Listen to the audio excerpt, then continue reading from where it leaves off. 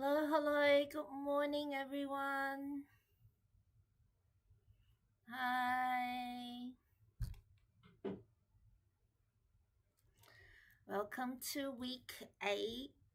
Time is progressing really, really quickly.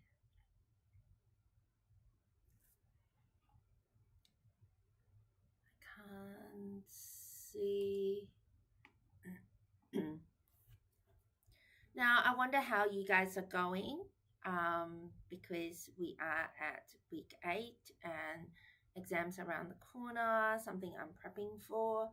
Um, Trying to see how I can help you guys with exam tips and a bit more of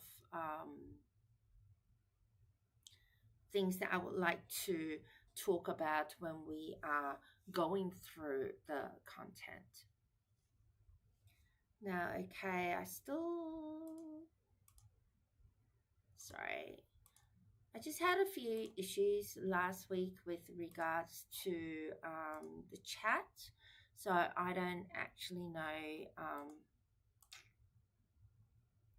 I can't actually see any of the chat functions. So I don't actually know if it's going through well. I can't seem to see any participants at the moment, but that's okay. I'm just going to go through I'm just going to go through the content as per normal, and hopefully everything will work well at the background. Okay. Now, I'm going to do a recap of what we did last week in imperfect competitive markets. We talked about monopoly. We did all that a couple of weeks ago.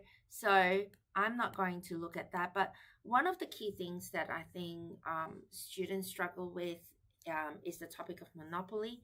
I don't actually fully understand why this is a topic that is seemingly tricky, but for whatever reason, I could see that there is a little bit of a trend to it being problematic.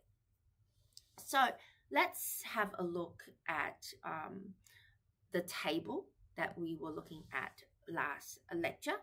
And hopefully I'll give you a quick recap because I really think this is very, very important. And like I said, for whatever reason, students seem to make a lot of more mistakes in the topic of monopoly than any other topic. So let's have a look. Today, we're going to go back to the table. We're going to start with the number of workers per unit. We're going to talk about that being the variable nature of this table. So the more workers that we introduce, the higher the variable cost. Each worker is paid $10 per day. And as a result of that, if we have no workers, we have no variable cost. If we introduce one worker, we incur a $10 variable cost for that one worker. If we have two workers, we add on an additional $10. So the variable cost will increase depending on the number of workers that we have. The fixed cost is fixed, like the word says, it's fixed. It doesn't matter how many workers you employ, how many units you produce, it's still going to cost you $100 a day. Therefore, your total cost is your variable cost plus your fixed cost. That should be relatively straightforward. We take the $100 plus, if it's no workers, we plus zero. If it's 100 fixed cost plus one worker, which is $10, that gives you a total cost of 110. Now, we then look at your average variable cost. Your average variable cost is your variable cost divided by the units per day. And your variable cost in this instance is constant at 0.05 because the variable cost is 10 divided by the quantity, which is 200. And that is for introducing one worker instead of having no workers. Now, for each difference, that is the same. And so we are able to then look at your average total cost. Your average total cost is your total cost divided by the number of units that you've produced, and your total cost is your variable cost plus your fixed cost divided by the quantity output. Now, very importantly, your marginal cost is the change in total cost. So between 110 and 100, difference between 120 and 100. I know that in this instance, the difference is 10, and the difference in your change in quantity is constant at 200, because the difference between 400 and 200 is 200. The difference between 600 and 400 is also 200, thereby giving you a constant marginal cost. So your marginal cost is therefore a horizontal line and constant at 0.05. Your average total cost is decreasing as we talk about the increasing returns a little bit later on. Earlier we talked about that. So your average total cost is decreasing the more units you produce. So that's what we see as economies of scale. Now we're then we then talked about last week that in a perfectly competitive market that our demand curve is horizontal because we are in perfect competition, and therefore your marginal revenue is 10, no matter whether you're producing 100 units or 100,000 units. In a monopoly, your demand curve is downward sloping, and therefore your marginal revenue is not constant. And the question that we're going to try and understand is, how do we calculate this marginal revenue? And so our marginal revenue is calculated based on the change in revenue divided by the change in quantity. So your change in revenue, if we have the unit price of 85 cents, our change in revenue is 200 units multiplied by 85 cents, which is our first lot of total revenue, minus, sorry, I should have taken the other way around, 400 units multiplied by 65 cents, which is your total revenue when we produce 400 units, and deducted from 200 units multiplied by 85 cents. So that's your change in revenue. Your change in quantity is 400 units, which is what you are producing at 65 cents, minus the 200 units that we would otherwise have demanded as a result of the price. So our change in revenue divided by our change in quantity in this particular instance equals 0.45. So this is really, really important for you to understand how you're going to do your calculations. And so from that one example of how you calculate your marginal revenue, you go through all the different prices from the difference between 85 cents and 65 cents, difference between 65 cents and 45 cents, difference between 45 cents and 25 cents, and difference between 25 cents and 5 cents, and you will be able to calculate the marginal revenue. We took your marginal cost information from the previous table. Oh, that's my previous table. That's my previous table. So we took our marginal revenue from this table here, and then we incorporated into here. Okay, so now we have marginal cost and with marginal revenue next to each other. We know that our market price or our marginal benefit column is also our demand curve. And what we're going to do here is the number of units that a monopolist will produce that will maximize their profit.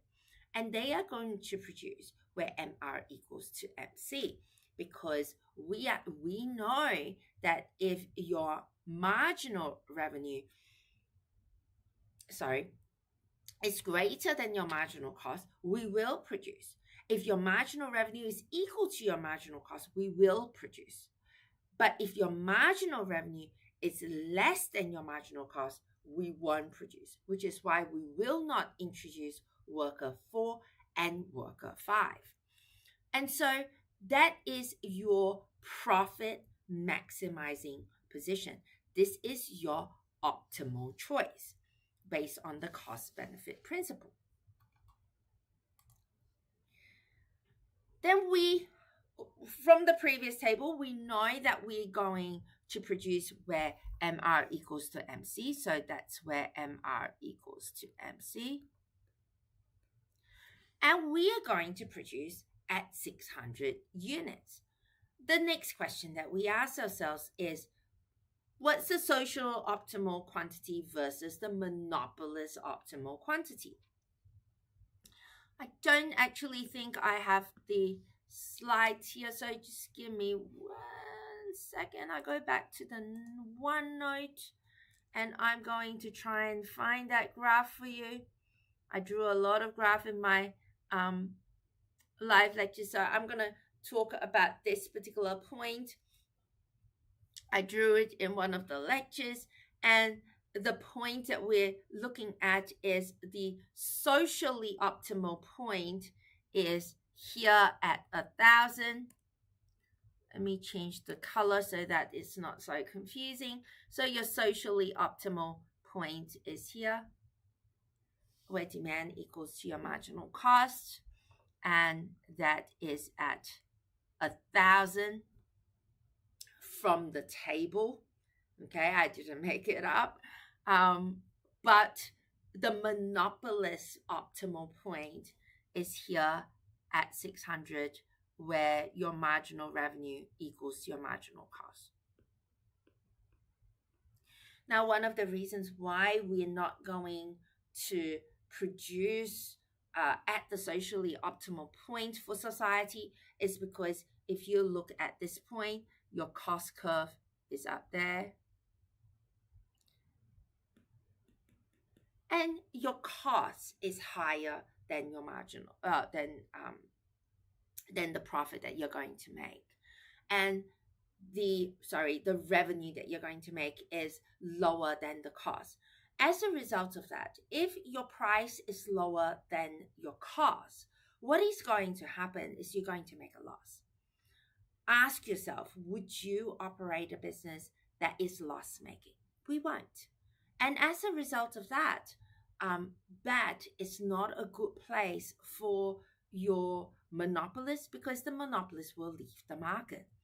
They're not going to be wanting to cop a loss week on week on week for a prolonged period of time. Nobody would. No businessman would. And with a monopoly, with one firm in the market, they definitely wouldn't produce at that point where it's loss-making. Okay, let's go back. Sorry, trying to figure out which mouse to use. Going back to the slide. So we're then going back there. Let's look at the next slide. Now, I want to focus on competition law because we are going to talk about oligopolies today. And one of the key things about oligopolies is on the basis of what they shouldn't be doing, and that is on the premise of what competition law states. Competition law denotes a law that is intended to foster market competition. So foster market competition is the key word there. And what they do to foster market competition or encourage market competition is by regulating anti-competitive conduct. So things like colluding. If you look at, excuse me, if you look at even supermarkets, I mean, it's relatively difficult to accuse them of colluding when you see one product being going on sale on one week and the other product or the same product going on sale at another supermarket the following week. They aren't really colluding, but if you know, in the past we see service stations that when one price changes straight after, you see the same price at another service station. Well, there's a lot of proof that needs to we need to have proof in order to accuse organizations of colluding. But this is the result of what we call competition law. Competition law ensures that consumers are charged the lowest possible prices.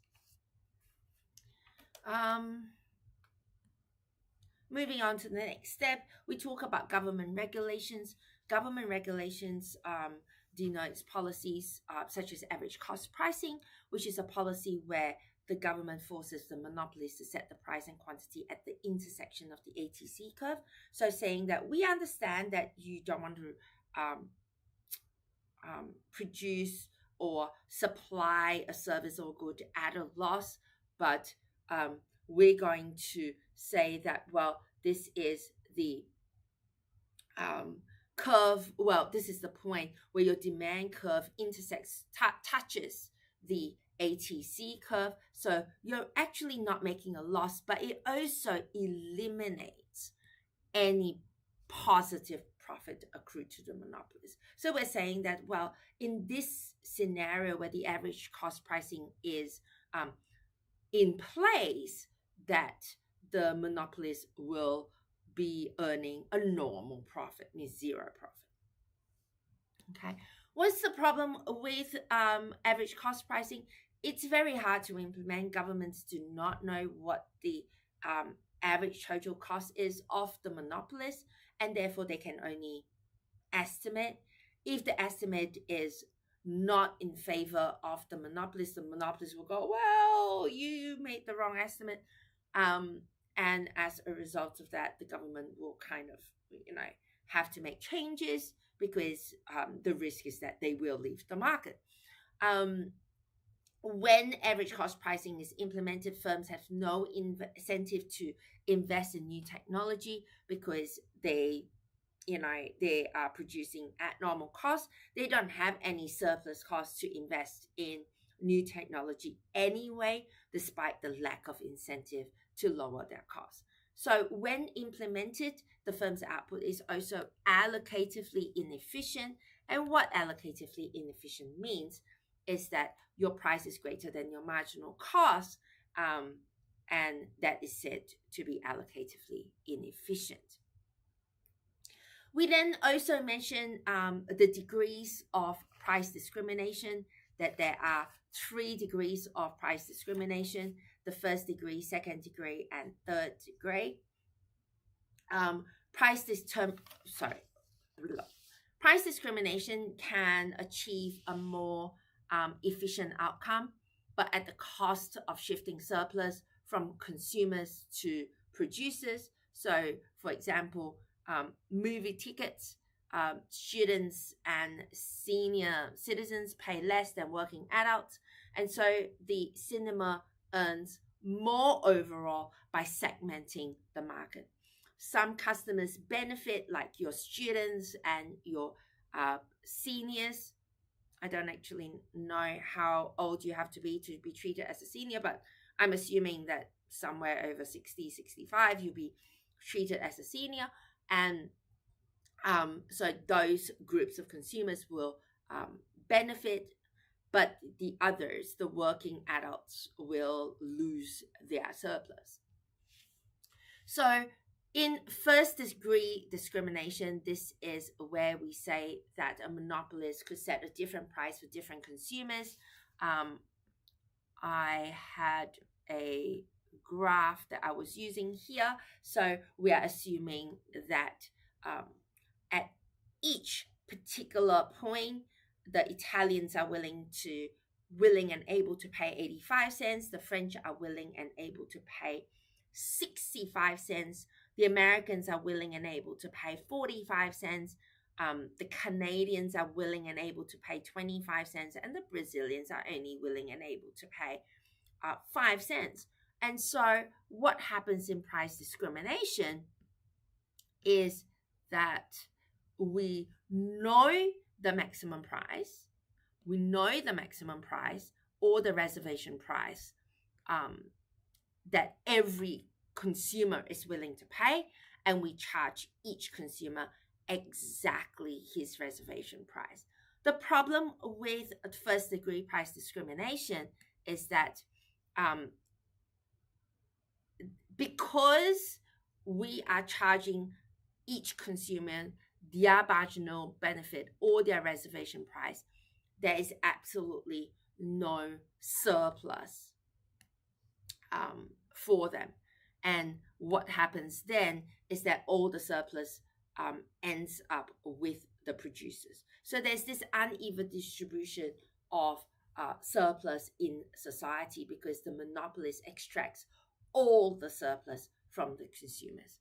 So all the surplus goes from the consumers goes to the producer, which in this case is the one firm that is known as the monopolist.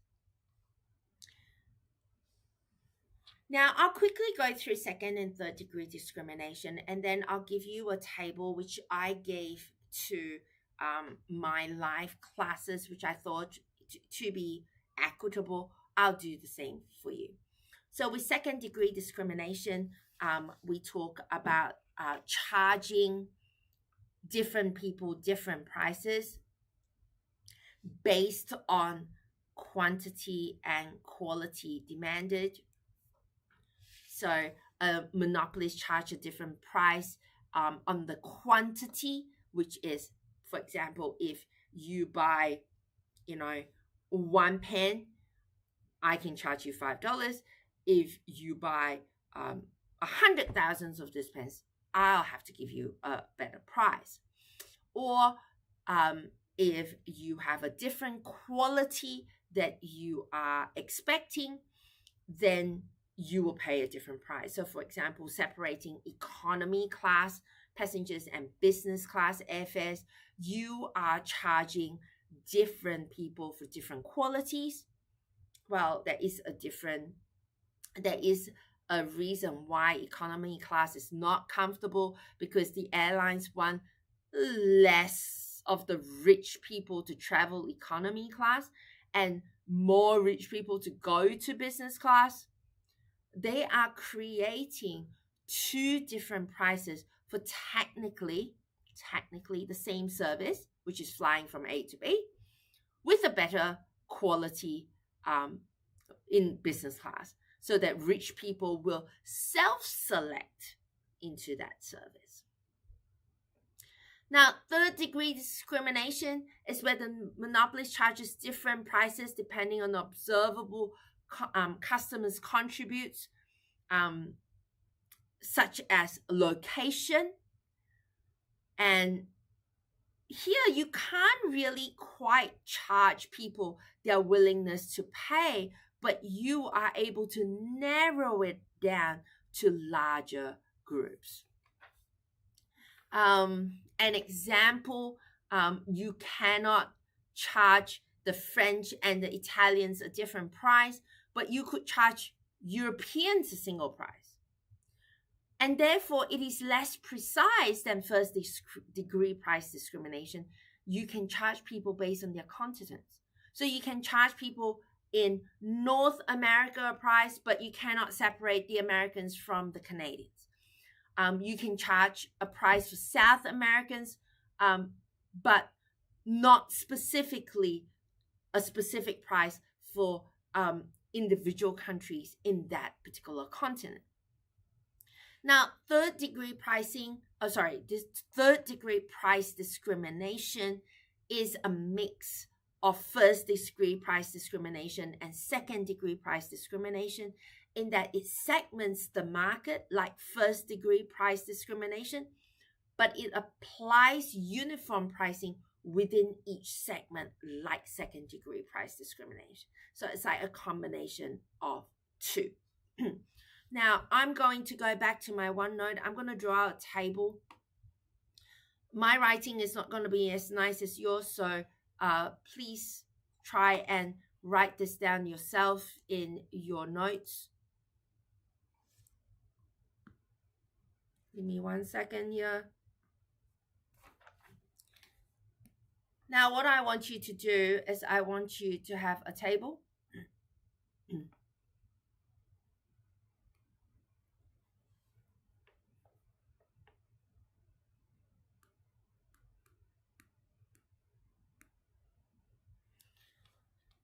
Actually, this is not what I want.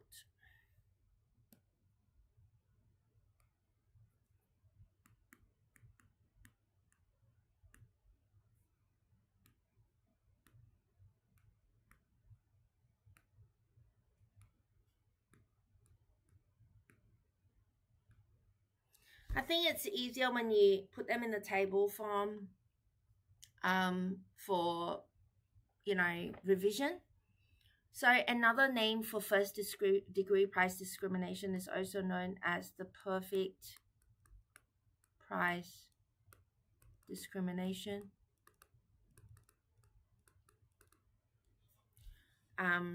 Another name for second degree price discrimination is called the menu pricing.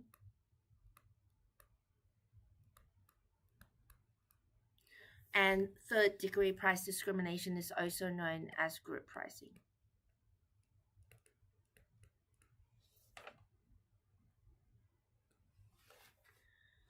Then we talk about what is the basis.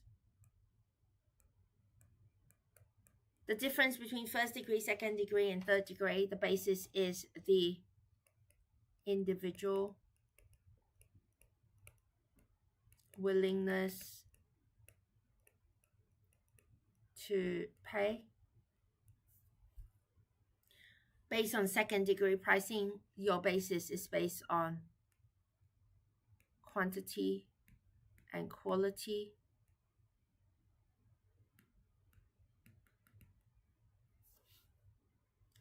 Third degree price discrimination is based on observable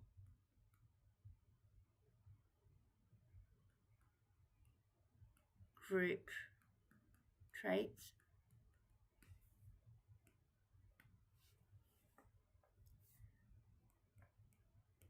Price per unit varies by individual. Under your under price per unit for second degree price discrimination, it varies by quantity or quality. And the price per unit for third degree price discrimination is same within the group, but varies across groups. Now, the last one that I have space for, and I'll give you examples that you can write down by yourself, is consumer surplus.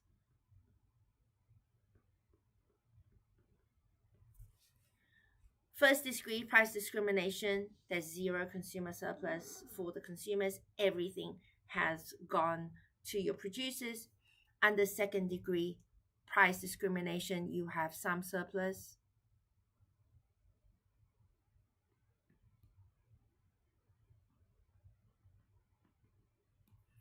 And the same here, some surplus.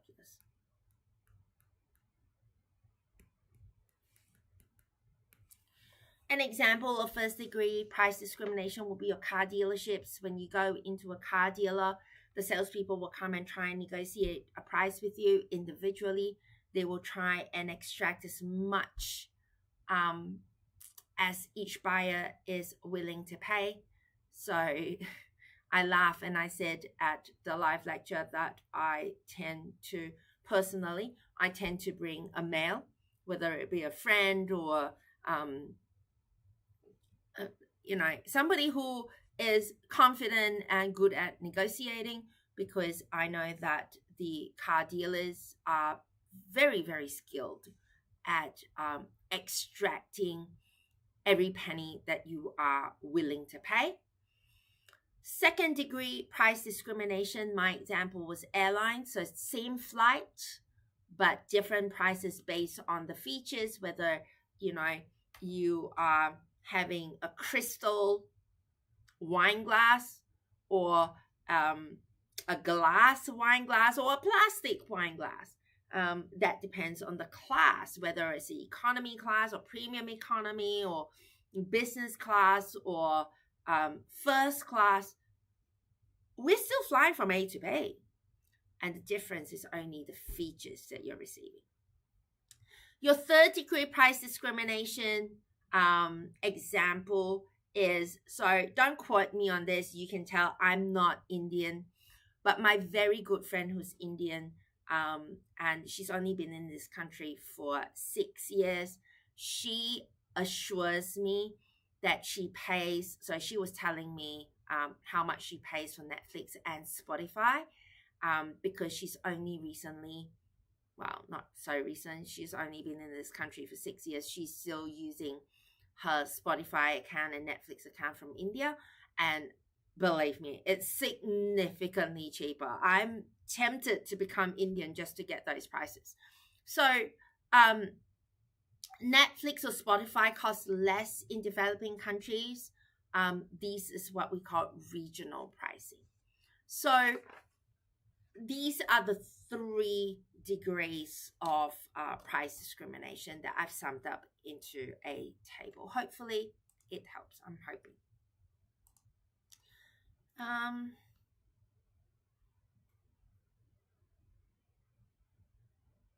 I've gone through these. I've gone through these separately in a different form, and what I really want to do now is I really want to talk about oligopolies.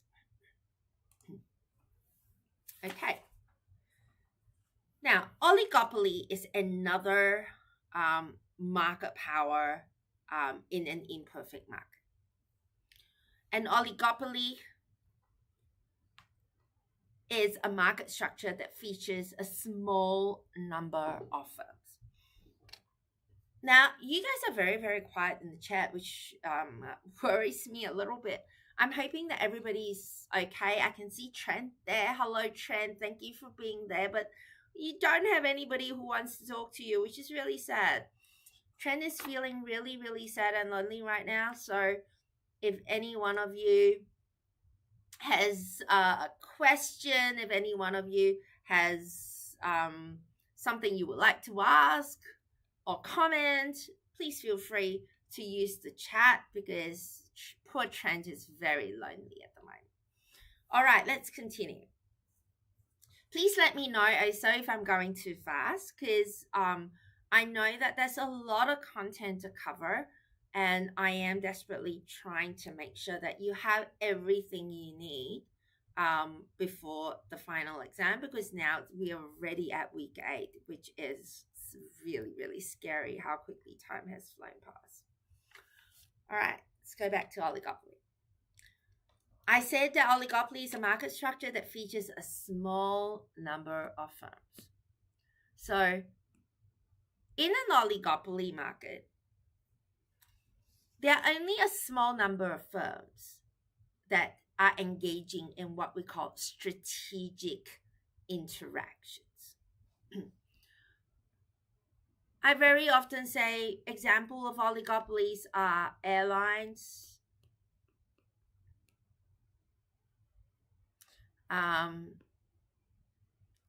banks in Australia are very good example of oligopolies, or even smartphone producers.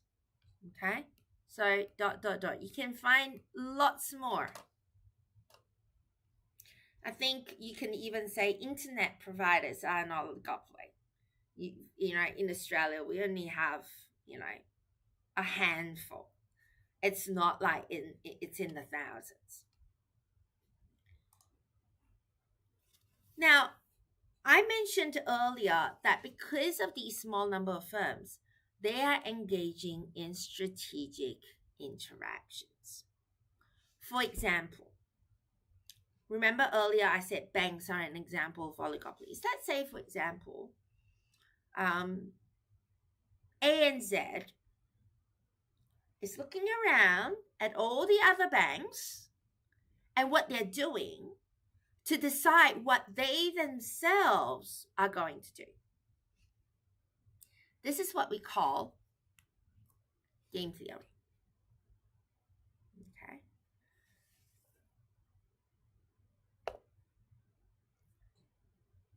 Before I give you an example, I want to go through a couple of definitions first.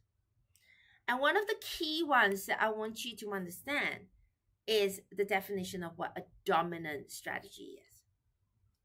A dominant strategy represents a strategy that is preferred by a player irrespective of the strategy selected by the other player. I played a game at home with my kids, trying to explain to them. I know they're too young to understand all of this, but I thought it was kind of funny. Trying to explain dominant strategy to a 10-year-old and a 6-year-old. And what I did was I said, one at a time, the two options that you do, you can either be standing or you could be sitting.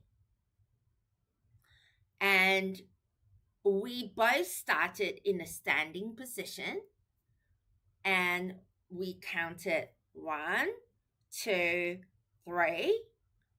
And then we had to decide whether we're standing or sitting. And then I brought my daughter in, and then the three of us then played what dominant strategy represents.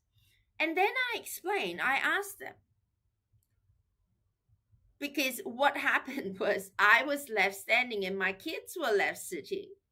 And I said to them, did your choice of sitting, were you thinking, oh, mommy is going to be standing? Is that why you're sitting? Or you thought I was going to sit and therefore you're sitting? And they go, no, I just thought I want to sit. So what a dominant strategy represents is that it is preferred by a player irrespective. So my kids were going to sit anyway. They weren't actually thinking what I was going to do. It doesn't matter what I'm going to do. They were going to sit on their little chairs. So that is a very, very basic example of dominant strategy. I'll give you a slightly different strategy in a few moments. Now, before I give you the example, I'm going to talk about the definition of a simultaneous game. The example I just gave you about standing and sitting is also an example of simultaneous game.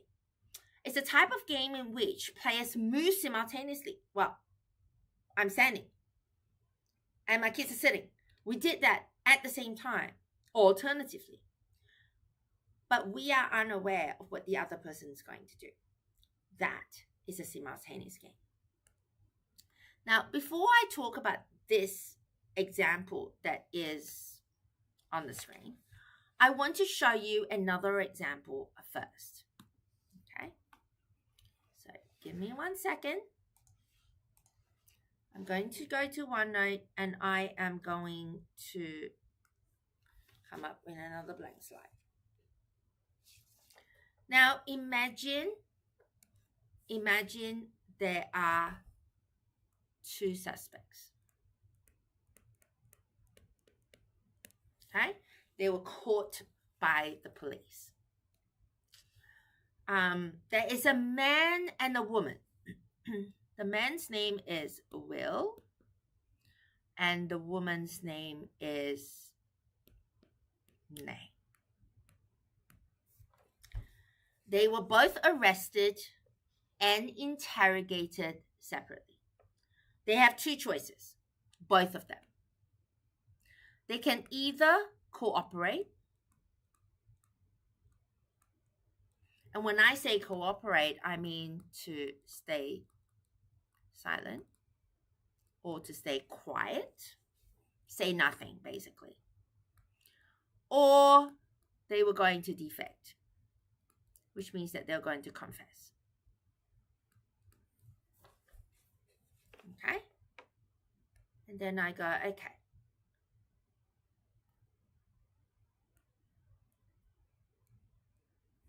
This is, sorry. This is nay, and this is will. And this is cooperate. And this is defect. And this is cooperate and defect. Now, I'll then tell you that I'll give you the information. They will get 1 year. Will get 1 year. They will get 5 years. Will get 5 years. They will get 10 years. Will get 0. They will get 0. And will get 10 years. Now, what is the purpose of this exercise? This is really, really important. Not this in particular, but the concept of being able to identify dominant strategy is really important in the topic of oligopoly. So, there are payoffs, okay? This is game theory. There are payoffs if years in prison. So lower is better. Therefore, low is better. Or lower. Lower is better. So let's look at Ney's reasons. Ney says if will cooperates,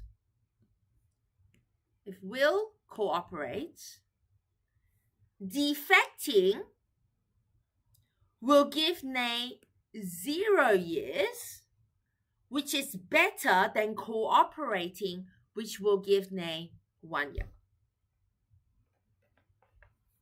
Okay? So defecting will give Ney 0 years. I put a star here.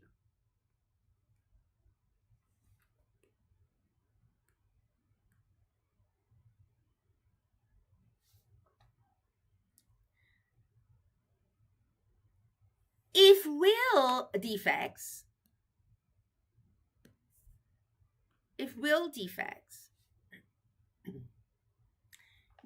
defecting will give Ney 5 years, which is better than cooperating, which will give Ney 10 years. So 5 years is better than 10 years, so Ney gets 2 stars for defect. So defecting will give Ney a better payoff no matter what will does. This is her dominant strategy. Similarly, if we set what Ney does and we look at will's dominant strategy, and we're going to be doing this in a slightly different setting, moving towards an economics example. So if Ney cooperates, will get 0 if he defects and 1 year if he cooperates. So will is going to defect. But if nay defects, Will get 5 years if he defects and 10 years if he cooperates, so will defect. So here, Will's dominant strategy is also going to defect. So they're both going in defecting because that to them is the outcome, that is the strategy that they will use no matter what the other person is doing. So the dominant strategy for Will is also to defect. Sorry, I'm trying to get back to our slides. Now I'm going to look at this example. This is a simple entry game. This is written in your Playconomics textbook. And we're going to look at two entities. We're going to look at Facebook, and we're going to look at Facebook.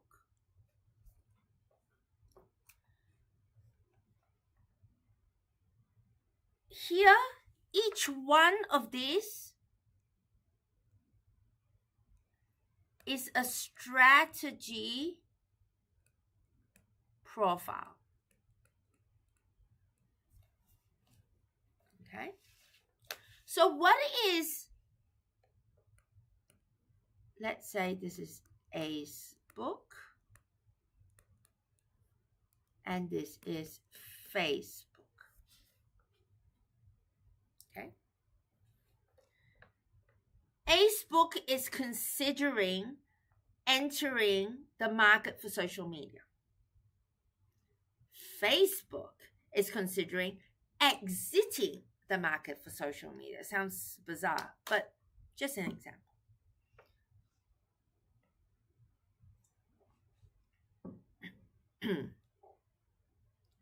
Each quadrant represents, sorry, trying to get the eraser to work. Each quadrant represents a strategy profile. So for example, this is one strategy profile. This is one strategy profile. This is one strategy profile. And this is one strategy profile. Okay. Now, let's talk about the different strategy profiles. Let's look at the first quadrant. This is our first quadrant. Okay. Facebook is thinking, I'm going to enter the market. Okay, so we play the entry game. And Facebook is playing, we're going to stay. So when Facebook enters the market and Facebook stays in the market, Facebook ends up with a negative $20 billion loss. This is very bad for Facebook. Why are they suffering a $20 billion loss when Facebook makes $8 billion? It's because they cannot compete against Facebook. Because to set up the social network has a large setup cost. You have to set up the network, you have to advertise on marketing, you have to convince all these, billions of people that it's a good idea to go to your platform. Costs a lot of money. So there is a negative profit or a loss for Facebook. Facebook's doing fine. They've got $8 billion in revenue. Let's look at the second quadrant. The second quadrant which is here. What if Facebook enters the market but Facebook leaves? If Facebook leaves, Facebook gets 0 revenue, but Facebook still gets negative $10 billion. So the negative $10 billion is clearly the large startup cost, because now they don't have a competitor. Facebook has left. Then we move on to the third quadrant. The third quadrant says that Facebook not going to enter, but Facebook is staying. So Facebook suffer no loss but no revenue, and Facebook is making $8 billion in revenue. Clearly, Facebook prefers if there's nobody trying to come in to the market that they're in. And in the fourth quadrant, if Facebook doesn't enter and Facebook leaves, which is really silly, both of them get 0 revenue. So their payoff is 0. Now, let's look at what is the dominant strategy. What is all of each of these strategy profiles? How do we look for the dominant strategy? This is what you need to be able to do in an exam, which is why I'm going relatively slowly for the first example, and then I will speed up. So we're going to use this to try and understand each strategy profile. That's step 1, which is what we just did. And step 2, we're going to look for the dominant strategy. Does Facebook have a dominant strategy? Is entry or no entry a dominant strategy? What is a dominant strategy? It's a strategy that is preferred no matter what Facebook does. We don't actually care what Facebook does. We're going to do what's best for us. Okay? We're going to do what we're going to do. So to answer that question, let's look at quadrant 1 and 3. Let's assume that I'm trying to find a color that that hasn't been used. Let's assume that Facebook is staying.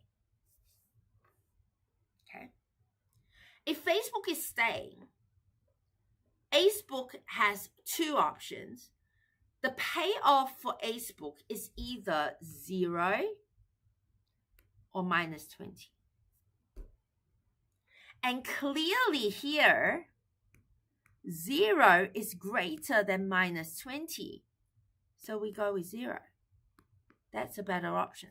So that gets a star. Which means that no entry, do not enter the market, is optimal for Facebook when Facebook is staying in the market. Okay? Let's then look at the next 2 quadrants. Let's look at quadrant 2 and quadrant 4. Let's say that Facebook is exiting. They're leaving the market. If Facebook enters the market, Facebook loses 10 billion. But if Facebook, I'm not going into this market, I'm not entering, Facebook makes 0. Here, clearly, 0 is still greater than minus 10 billion. And so no entry is still the optimal strategy for Facebook when Facebook decides to enter or exit the market. So we know that for Facebook, no entry is the dominant strategy. Let's now check Facebook.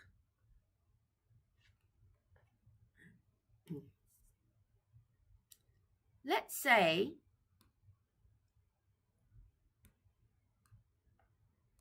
Facebook is going to enter. If Facebook stay, they make 8 billion. If Facebook exits, they make 0. So 8 billion greater than 0, therefore stay. So they got 1 star there. And if Facebook doesn't enter, Facebook makes 10 million versus exiting making 0. 10 billion is greater than 0, therefore stay. So Facebook's dominant strategy is to stay. Therefore, the dominant strategy for Facebook is to stay, and the dominant strategy for Facebook is not to enter the market, and both will naturally play their dominant strategy. Now, this makes a lot of sense, okay? This makes sense because I'm going to start a company, Facebook, who's going to face a lot of competition with Facebook. Facebook is making really good money in the billions of dollars. Therefore, they are going to stay. And Facebook decided that this market is too competitive, too scary. I'm not going into the market. This is how Facebook remains a monopoly, because it would not be strategically optimal for a firm to enter that market, no matter whether it's Facebook or anyone else. Now, I'm going to show you another example. It looks very similar. I'm going to change the numbers a little bit. I know here it says Facebook and Google. I'm going to keep it simple. I'm going to keep it as Facebook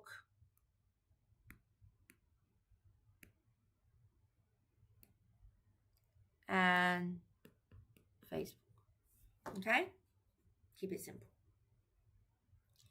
Now, you know how to do this now. I don't have to talk about every single quadrant or every strategy profile. I'm going to leave that to you. But I'm going to make the analysis very quickly. So let's look at, let's say, assuming that Facebook is going to stay.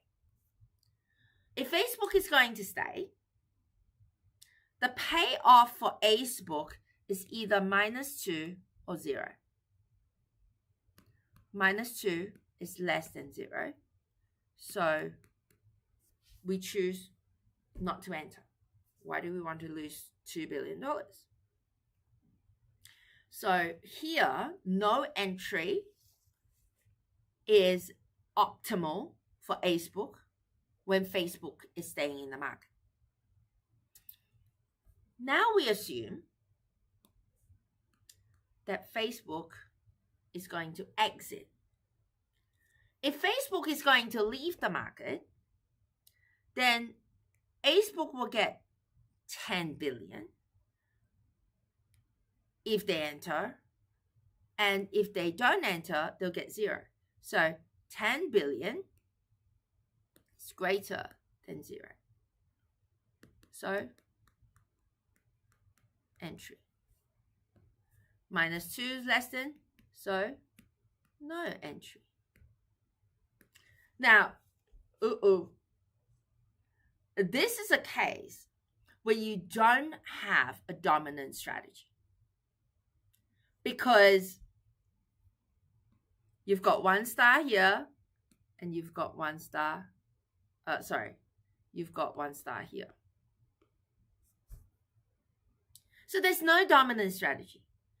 This is also something that could make sense in the real world, because Facebook might want to enter the market if they know that Facebook is exiting. But they would decide not to enter the market if they thought Facebook would stay. So this is a bit trickier than the previous example because we don't have a dominant strategy. But let's look at Facebook. Okay, let's look at Facebook. If Facebook is going to enter, Facebook makes $8 billion versus exiting and making 0. So 8 is greater than 0. Therefore, stay. Facebook. So we put 1 star there. And if Facebook doesn't enter, Facebook makes 10 billion versus 0 if they exit. 10 greater than 0, so stay for Facebook. So Facebook has a double asterisk. So if you look at Facebook, there is a dominant strategy for Facebook. Assume that Facebook is going to enter, Facebook should stay. If Facebook is not going to enter, Facebook should stay. So the dominant strategy is to stay in the market. So even though Facebook did not have a dominant strategy, so long you are able to find one player, and in this particular example, Facebook, with a dominant strategy, this game is still pretty simple to solve. Because Facebook will stay, and if Facebook is going to stay, then we're going to basically expect this stay strategy and not the exit strategy. And therefore, if Facebook stays, Facebook will get negative 2 billion if they enter versus 0. And so Facebook will naturally not enter. I apologize profusely for that very messy diagram, but I'm really hoping that you are able to follow.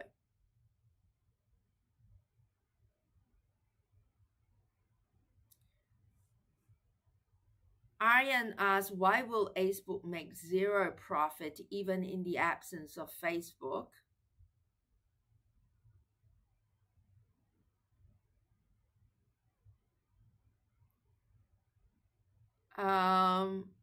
This particular example, well, if Facebook is also going to leave together with Facebook leaving, then they're not going to make any revenue. Is that the question that you're asking? I'm not 100% sure. So here in this particular example, for scenario 1, which is this one, is that the one? 8 and minus 2?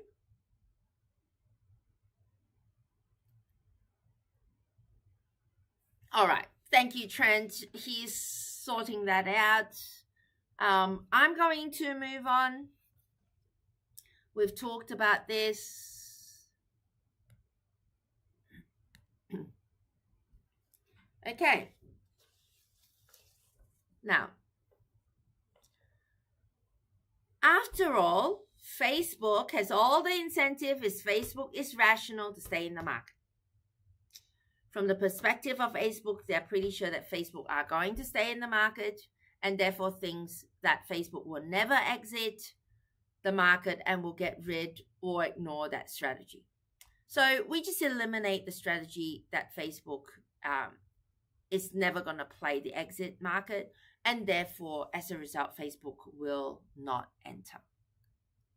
Okay. Now, these examples that I have been giving you, these game theory examples, this is what we call the prisoner's dilemma game. Okay. They talk about payoffs.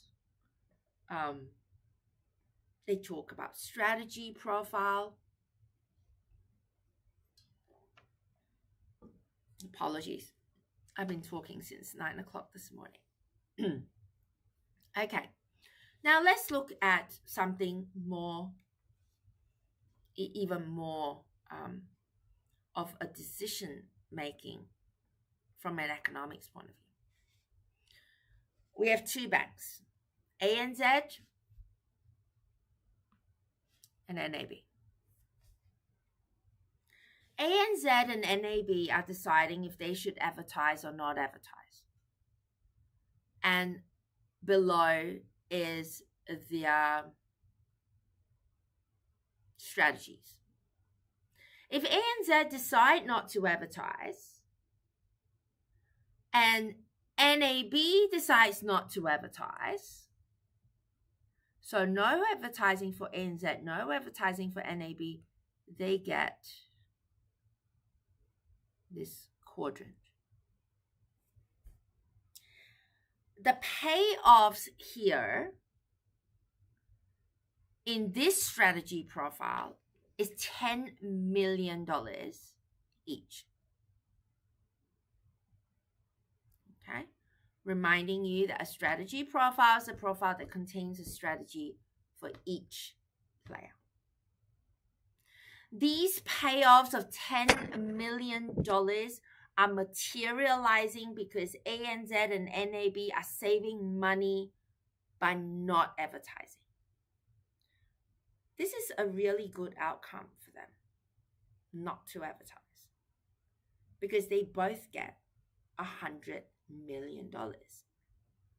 Let's look at another strategy profile.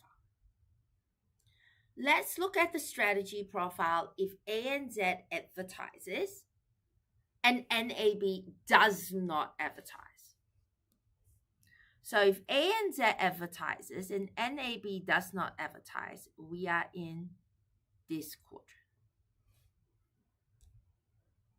Okay. ANZ, by advertising, has attracted more customers.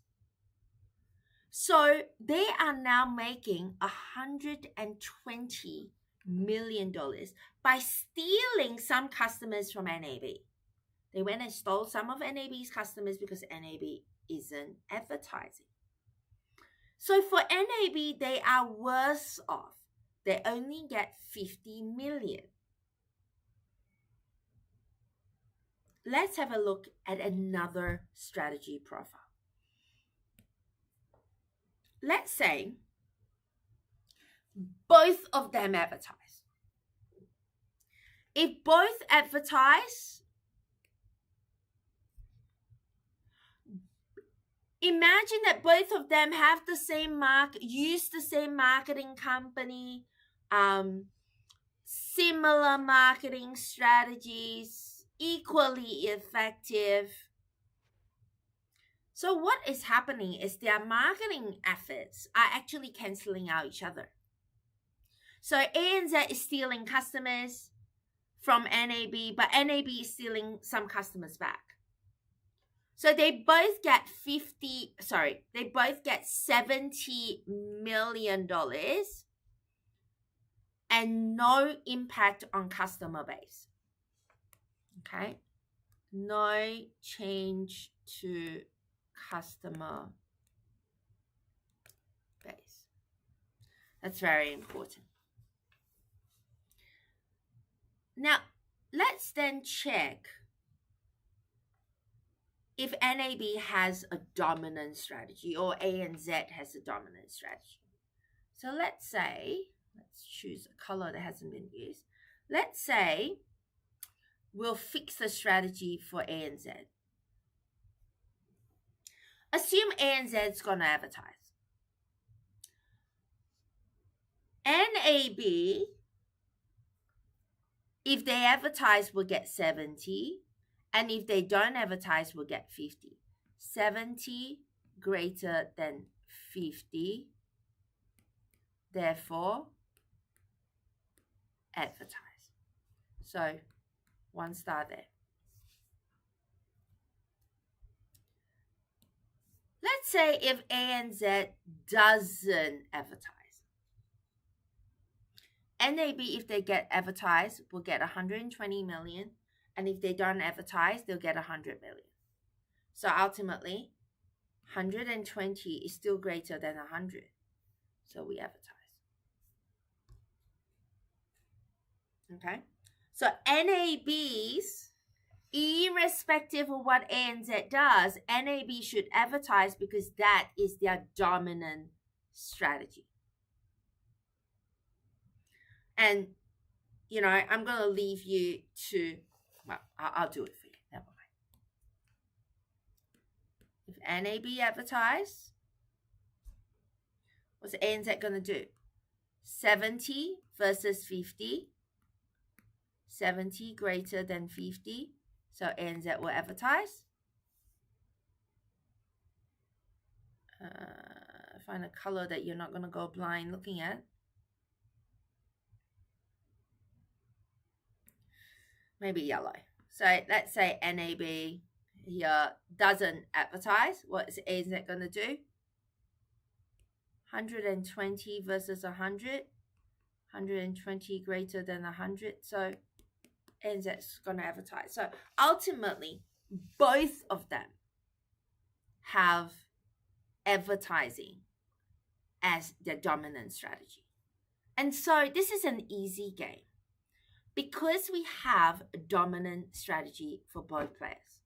So we know that the outcome is that they will both play their dominant strategy. This is what we call a prisoner dilemma game. This game, as I was saying to my life class as a fun fact, this game was developed. So this man, his name is John Nash. John Nash is a mathematician and an economist, and he developed the concept of the Nash equilibrium. He actually, this Nash equilibrium is the cornerstone of modern game theory. He won a Nobel Prize in economics in 1994 for his work on non-cooperative games. So this man is amazing.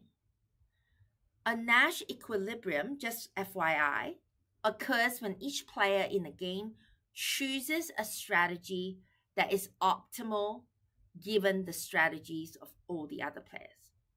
So no one has anything to gain by changing their own strategy unilaterally. Now, I finished up here with the live class, so I'm gonna try and finish up here. But I'm gonna talk a little. I'm just going to go a little bit by saying that if for those of you who are interested in how the prisoner's dilemma game theory came about, go and have a look at the movie A Beautiful Mind. I think Russell Crowe was the actor there. The life of John Nash was actually dramatized in this movie.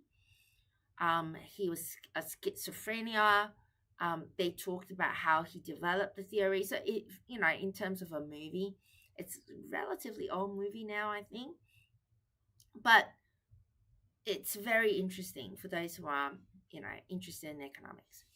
Now, in a pricing game between two firms, if both firms choose prices that neither can improve their profits by changing their price alone, that is Nash equilibrium. Okay? What Nash's point is that this game that NAB and ANZ is doing suggests that NAB and ANZ, by going after what's best for them, by trying to maximize their own individual payoffs, they end up deciding to advertise. Definitely what we see in real life, because there's a lot of advertising going on by the banks. But the question is this really socially optimal? Well, the answer is no. Not advertising would have been better off in this case, because in this case, if we do not advertise, then we get 100 each. I can't even write on the slide anymore without, confusing myself. So here, 100 plus 100 is 200.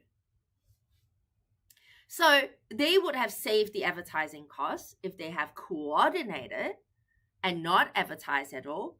They would have saved the money and have the same impact in terms of the number of clientele. And they would have earned more revenue, 100 million, versus both advertising and both gaining 70 million with the same customer base. So in this particular game, advertising is a wasteful activity that's not particularly helpful for anyone. But there is a big tension, because the tension is ANZ is like, oh, what if I don't advertise and NAB does? Then I'll lose out. So, everybody is really, really worried that everybody else is going to undercut them or, do something against what's best for them. So therefore, there is an incentive for both players to advertise, even though it's not socially optimal. If it's not socially optimal, it is, at 70 million and 70 million for both ANZ and NAB, that is not Pareto optimal. Okay, which is why we have that box here at the bottom that says not Pareto optimal.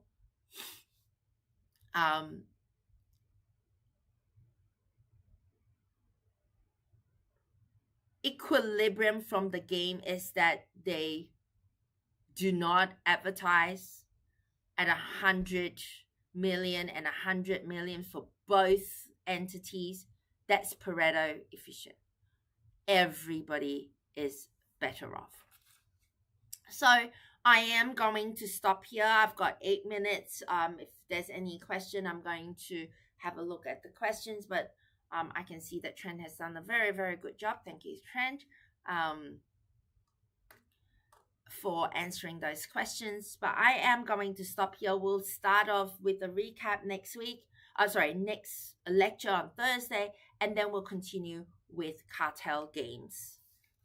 We have cartel games, and I can't remember what else I have. All right, everyone. Thank you so much for today. We've got 7 more minutes. I'm going to hang around for a few more minutes because there is a few seconds delay. I'm going to have a look at the chat. But otherwise, all good. Thank you, Trent, for answering the questions. Thank you, everybody, for engaging. When I see questions or I see a comment, even a hi or a bye, it's very comforting to know that the chat is working and that the recording is working. So last Thursday, that was so quiet. I was so worried that there was something wrong with the chat. But yeah, so long you guys are happy, that's all that matters. I'm hoping that I'm not going too fast. Please tell me if I am. Please put it somewhere. Hey, slow down. And I will. Okay. All right, everyone. There's no more questions coming through. So I'm hoping that everybody's happy. Thank you so much for today. And I will see you all again on Thursday. Bye, guys. Have a wonderful day ahead.